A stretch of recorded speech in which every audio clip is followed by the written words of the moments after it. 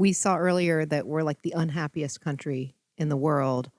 Are there societies where this structural change has happened or who hasn't needed to happen that we can look at as an example? Yeah. Well, there, especially on this time affluence point, I think that's a really nice one to look cross-culturally.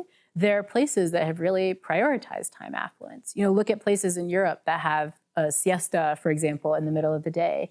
Some of the happiest countries, places like Denmark, have different structures with regard to work. Like you're just literally not allowed to work more than like 30, 35 hours a week. And they just have a different relationship with time. In one of my podcast episodes, I do a kind of deep dive on Denmark and a woman who wrote about happiness in Denmark.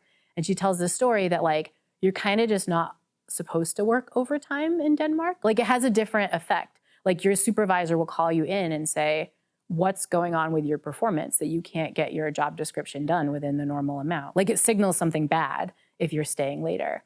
And that's a country where they're a lot happier. They have a lot more social connection. There's no kind of childcare drop-off freak out because they've structured the work life so that you can get your kids to school, you can pick them up, have time with them, have time to cook a healthy meal, and so on. And so I think there are countries that are doing it better in terms of time affluence in particular, and it has a hugely positive effect on their happiness, among other structural changes that they make that are better.